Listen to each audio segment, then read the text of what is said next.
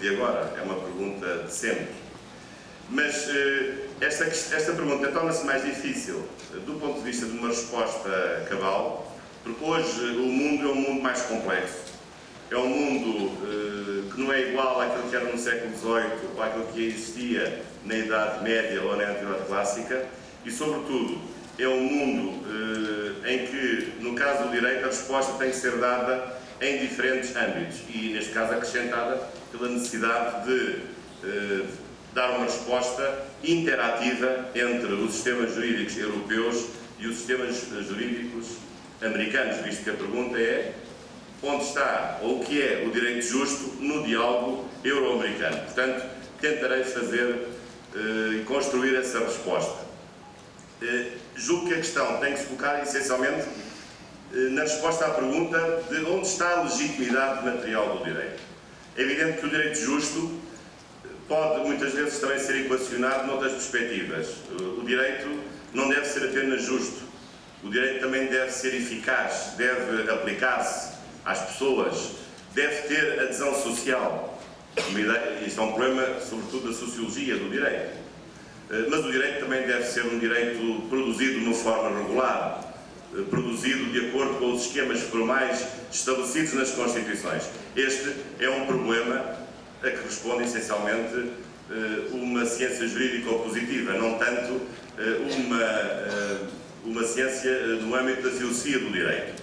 Portanto, julgo que o que é importante é salientar que a minha resposta, a resposta que tentarei dar à pergunta sobre o que é o direito justo, é uma resposta essencialmente no plano da legitimidade material. Onde está esse critério que permite, em cada momento, aferir a justiça do direito positivo estabelecido no âmbito de uma determinada comunidade política. E, claro, primeiro analisarei esse problema de quais têm sido, ao longo dos séculos, e sobretudo na atualidade, os critérios de justiça para avaliar a legitimidade material do próprio direito e depois fazer um enquadramento no âmbito dos diferentes sistemas jurídicos europeus e, sobretudo, americanos. E lembro-me sempre desta frase de Santo Agostinho, num grande livro que ele escreveu, A Cidade de Deus.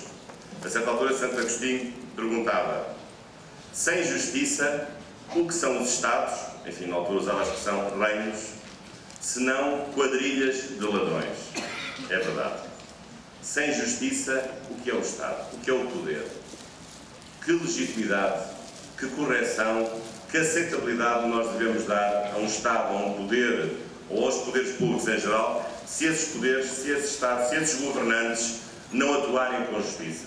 E, portanto, este é um problema de sempre da filosofia do direito que, sobretudo, num Estado constitucional tem tido uma diferente resposta e um diferente enquadramento.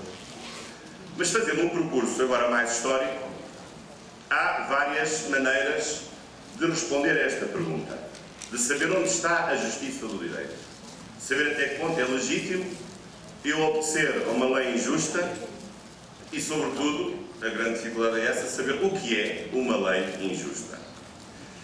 Ao longo do tempo têm sido feitas várias respostas e corresponde, no fundo, também à própria evolução da humanidade. Uma primeira fase, que remonta à atividade clássica, correspondia a uma concepção cosmológica do próprio direito, a ideia de que havia um direito suprapositivo, um direito que se impunha às decisões dos homens, ao direito positivo dos homens, e que o direito positivo dos homens não podia nunca perturbar, nem nunca poderia violar. Temos vários exemplos disso. Cícero, um jurisconsulto romano, por diversas vezes se referiu a esse direito do natural, esse direito superior, com base na ideia da recta ratio, da recta razão, ou então, talvez, o exemplo mais célebre da existência dessa limitação transcendente ao próprio poder público positivo esteja na Antígona de Sófocles, em que expressamente se invoca a impossibilidade de um legislador terreno poder contrariar as leis divinas que, naquele caso, permitiam sempre sepultar qualquer morto, mesmo que esse morto tivesse sido executado por ter sido um terrorista ou enfim, alguém que cometeu um golpe de Estado. E, portanto, isso significa que por mais poderosa que seja a estrutura humana de poder, ela deve sempre respeitar limites impostos por um direito superior ao direito positivo. Depois nós passámos uma segunda fase na Idade Média, em que predominou uma concepção teológica na fundamentação do direito e na ideia de justiça, e o direito passou a ser justo, ou só era direito justo o direito que se conformasse com uma concepção religiosa da sociedade, neste caso uma concepção cristã da própria sociedade, de cunho teológico cristão. Há vários autores que desenvolvem essa ideia, Santo Agostinho já o referi, ele desenvolve vários conceitos em torno da necessidade do direito positivo ser obediente ao direito natural e ao direito divino, mas é São Tomás de Aquino, essencialmente, que desenvolve essa ideia, até chegando à conclusão de que a lei justa poderia ser desobedecida pelos próprios cidadãos, se essa lei fosse injusta no sentido de ou contrariar a lei eterna, ou a lei divina, ou a lei natural. Ele distinguia 4 categorias de leis: a lei eterna, a lei divina, a lei natural e a lei humana. Esta, a última, a mais baixa de todas, que deveria estar em conformidade com as outras categorias de leis. Enfim, houve outros autores que chegariam mais longe, que chegariam a defender o tiranicídio, isto é, a possibilidade não só da deposição do tirano, como também a própria possibilidade do assassinato do tirano que governasse de um modo despótico, e isso com base numa concepção, evidentemente, teológica na fundamentação do próprio direito. As coisas mudariam sensivelmente a partir da Idade Moderna, com a viragem que houve na filosofia na Idade Moderna, a partir da ideia do subjetivismo e o abandono de uma filosofia de raiz aristotélica que foi predominante numa concepção cristã do próprio direito. O grande autor que faz essa viragem é René Descartes, que é o fundador, digamos, de uma nova era do subjetivismo na filosofia em geral e também no próprio direito, e Hugo Grocio, um autor holandês que entrou em polémica com vários autores portugueses por causa da descoberta dos mares. Todos sabemos a diferença nas teses entre o mare librum e o mare clausum no que respeita à possibilidade de os navios poderem circular livremente pelos mares descobertos. O Grocio seria um dos fundadores de uma visão já laicizada, laica, do próprio direito. Embora o Grocio ele próprio fosse crente e ele próprio dissesse que não seria concebível não crer em Deus, mas ele entendia que o fundamento do direito seria um fundamento laico, com base na razão, e não um fundamento com base em determinações de natureza teológica. Portanto, este é o contexto de chegada à idade contemporânea, que é o momento em que nós hoje nos encontramos, com o paradigma do Estado Constitucional e com um conjunto de institutos e de princípios que até ao século XVIII não existiam.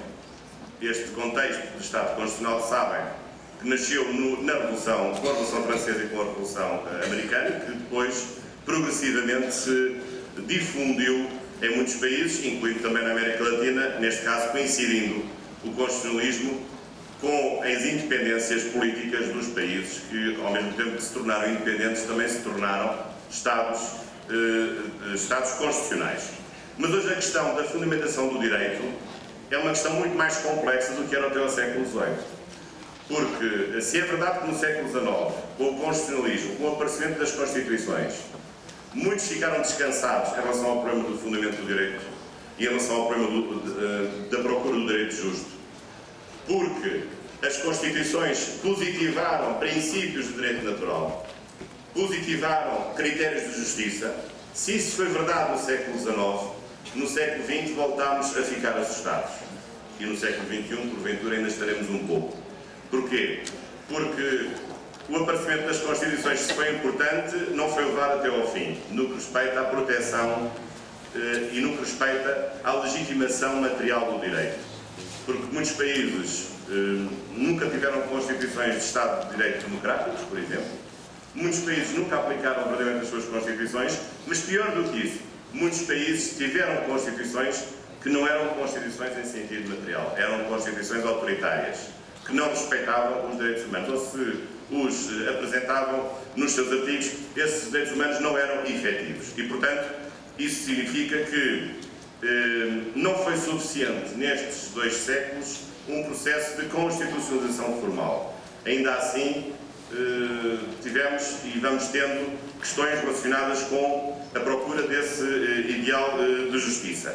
Até porque o fenómeno constitucional criou a convicção em muitos de que a procura de um direito suprapositivo deixaria de fazer sentido.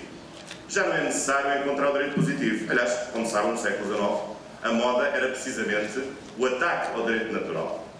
O direito natural não deve existir, porque o direito natural ninguém o conhece, ninguém o decretou e, portanto, só é possível ser direito aquilo que é cognoscível pela experiência. Estávamos, no século XIX, como sabem, em contexto de positivismo científico, portanto, a ideia de que as ciências sociais e humanas também deveriam ter o mesmo método experimental das ciências da natureza.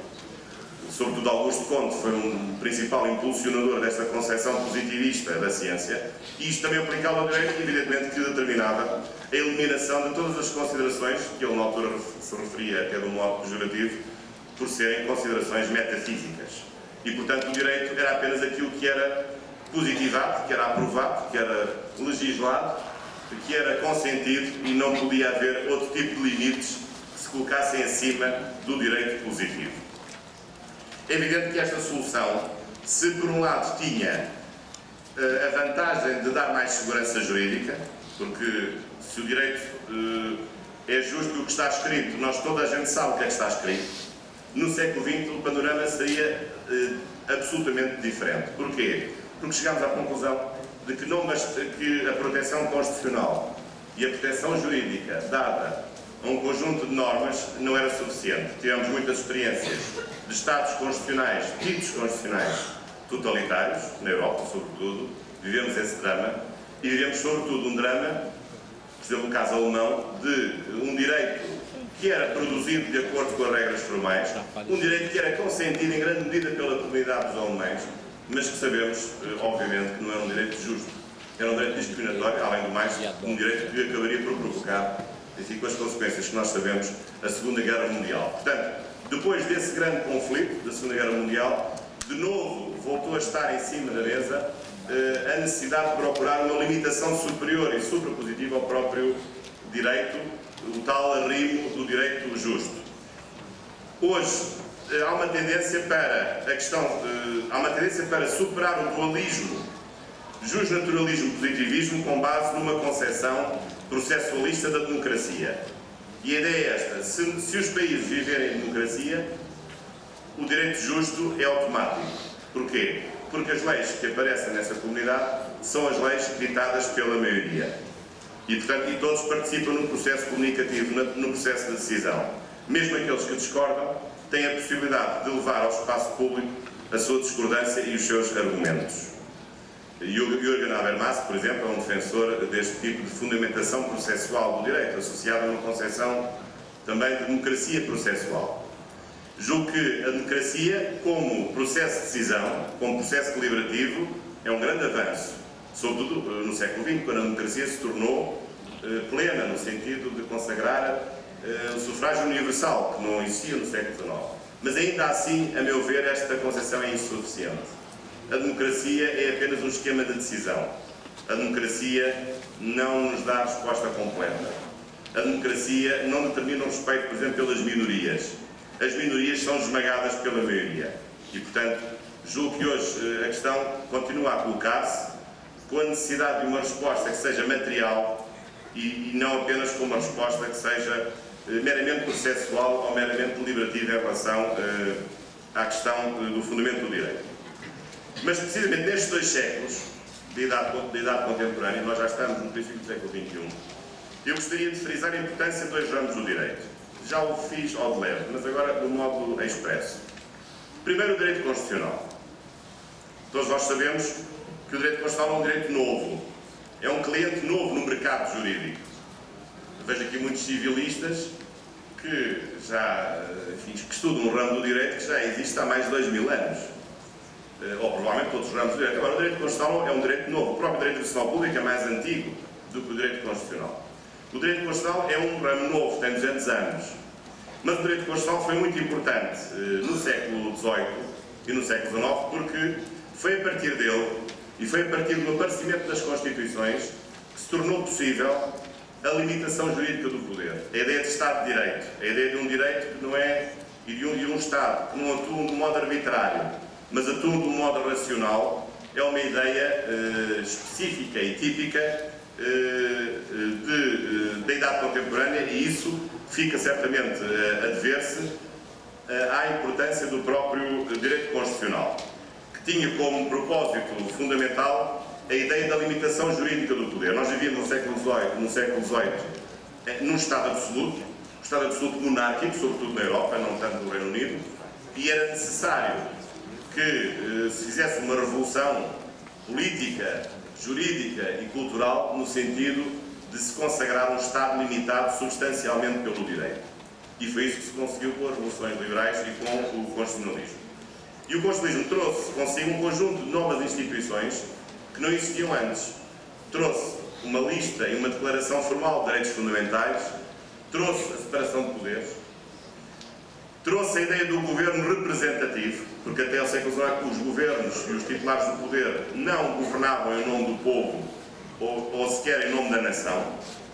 Trouxe também a ideia de uma Constituição escrita, de uma Constituição legislada, rígida, superior às demais leis, e sobretudo trouxe também, embora nem sempre aplicada uniformemente, a ideia do Estado laico, da separação entre o Estado e as religiões, ou a religião dominante, pelo menos. E, portanto, qual foi aqui o contributo do direito constitucional? Foi um contributo decisivo. Podemos achar que esse contributo de hoje não é visível, mas é. Desde logo um contributo de, ao aparecer uma Constituição formal, nela se colocarem as opções fundamentais que prevalecem sobre as outras leis, portanto, uma ideia de hierarquização do direito, uma ideia de que há um direito mais importante do que outro. As leis não são todas iguais. Há uma lei mais importante do que as outras e há uma lei que tem que ser protegida e que deve subordinar as outras. Mas, sobretudo, essa importância da força formal da Constituição ao serviço do conteúdo. Porquê? Porque uma Constituição, para ser Constituição, tem um certo conteúdo. Deve proteger certos princípios que passam a ser princípios necessários de uma ideia de Estado de Direito. E, portanto, surge aí uma concepção também de Constituição material. Uma Constituição, para ser uma Constituição, tem que ter um certo conteúdo. A Constituição não é uma casca vazia, não é um embrulho que possa ter qualquer coisa dentro. Tem um embrulho, mas também tem um conteúdo, que é este conteúdo destes princípios novos trazidos pelo constitucionalismo liberal e que depois se aperfeiçoaram no constitucionalismo social. Aliás, lembro-me sempre do artigo 16 da Declaração dos Direitos do Homem e do Cidadão, em França. Aliás, aprovada logo um mês e meio depois da Revolução Francesa de 14 de julho. A declaração é de 26 de agosto de 1789. O artigo 16 dizia e diz, porque ainda está em vigor no direito constitucional francês: um país que não tem direitos fundamentais e não tem separação de poderes não tem Constituição. Portanto, a ideia, do modo simplificado e extremo, a ideia de Constituição material, a ideia de que a Constituição tem um conteúdo, digamos assim, ético-jurídico necessário, e que, se não tiver esse conteúdo, pode ter o nome de Constituição, mas o bicho não será esse, não será uma Constituição. Mas eu também gostaria de realçar a importância de um outro ramo do direito, que é o direito internacional público, também, sobretudo no século XX. Embora o direito constitucional, também no século XX, depois de ter sido originalmente criado no século XVIII, continue a estabelecer regras importantes para garantir essa justiça do direito. Porque muitas vezes o direito constitucional não é suficiente. Porque o direito constitucional é direito positivo. O direito constitucional traduz a precipitação positiva de princípios e de valores. Mas os valores continuam sendo suprapositivos. Mas às vezes o direito constitucional tem consciência da sua fragilidade. E já não estou a referir aos países que só têm uma Constituição de nome, não têm uma Constituição no seu conteúdo. As ditaduras, os Estados não democráticos, ou os países que não respeitam direitos humanos. Isso aí já é demasiado evidente. Mesmo nos países democráticos em Estado de Direito, continua a haver mecanismos jurídico-positivos formais nas Constituições, no sentido de garantir em cada momento que a Constituição é uma porta aberta para a eternidade, é uma porta aberta para o céu, para o céu dos valores, para o céu dos princípios do direito natural. Como é que se faz essa ligação do direito positivo com esse direito natural, com esse direito sobrepositivo, ou com um direito indisponível, como às vezes também se diz? Através de mecanismos que têm que ver com a característica hoje essencial, que é a característica da abertura e da mobilidade do direito constitucional. Não há nenhum outro ramo do direito que tenha esta abertura e esta mobilidade.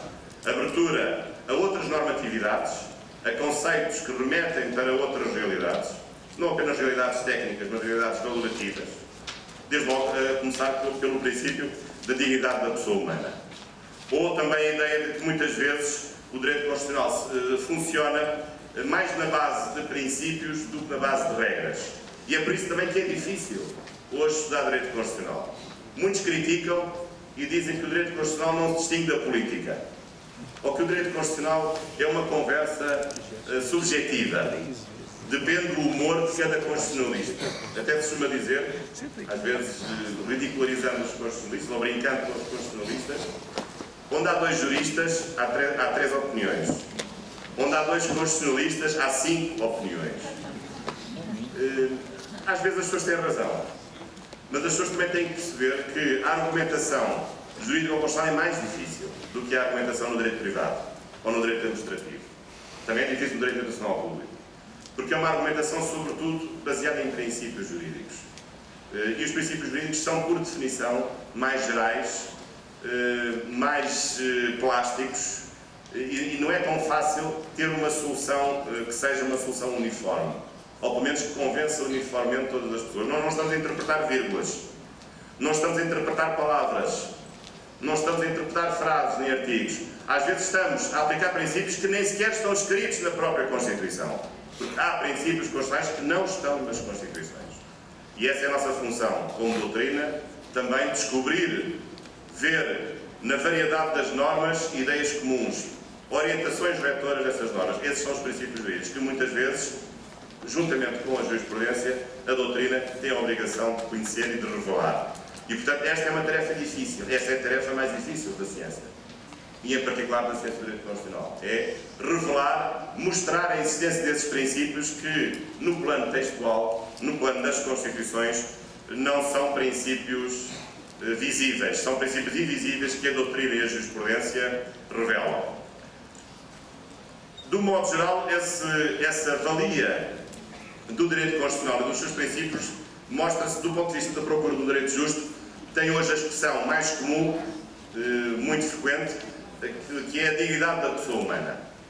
Às vezes também ouvimos muitas pessoas falarem sobre a dignidade da pessoa humana, que é de facto um princípio fundamental do direito, é particular do direito constitucional, porque o direito constitucional acaba por ser o chapéu, o direito quadro para todos os ramos do direito, e é muitas vezes com base no princípio da pessoa humana que nós podemos acrescentar mais direitos. As Constituições são sempre o fruto de um momento constituinte, e às vezes o momento constituinte cristaliza-se, ou até se fossiliza num certo momento histórico.